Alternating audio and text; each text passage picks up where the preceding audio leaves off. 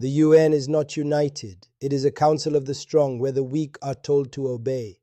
Colonel, the UN is the only place where the weak can be heard. Without it, they would have no voice at all.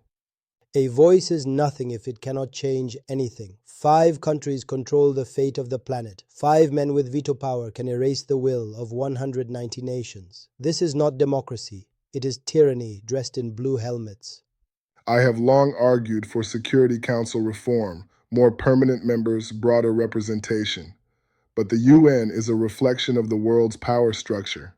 It cannot magically be more democratic than the nations that make it up. Then it is not a reflection, it is a prison mirror, showing the same empires that enslaved us now wearing suits instead of chains.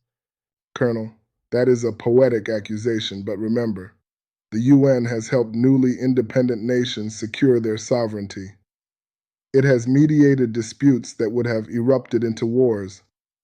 Peacekeeping, you mean watching wars happen. Rwanda, the UN stood by. Bosnia, the UN stood by. Palestine, the UN stands by for 70 years. But when the West needs oil or minerals, the UN moves with lightning speed. You know I have admitted the UN failed in Rwanda, but to dismiss the entire institution ignores the thousands of missions that prevented conflicts, from Namibia's independence to peace in East Timor.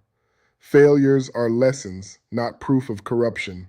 Lessons the dead cannot learn, Mr. Annan. The UN is quick to condemn small nations, but silent on the crimes of the powerful. Israel violates resolutions daily, yet nothing happens. African leaders are hauled to the International Criminal Court, but Western leaders never stand trial. Double standards exist because powerful countries resist accountability. But that is not unique to the UN. It is human politics. The UN gives us a forum to confront those double standards instead of letting them hide in the shadows. A forum without teeth is a circus, Mr. Annan. If the UN is to survive, tear it down and build it again. One nation, one vote. No vetoes, no permanent seats. A true parliament of humanity. Reform is necessary, yes, but dismantling the UN would not free the weak. It would leave them at the mercy of raw power politics, without even the pretense of international law. Perhaps raw politics is more honest than this theater of equality. Or perhaps this theater is the only stage on which the powerless can speak at all.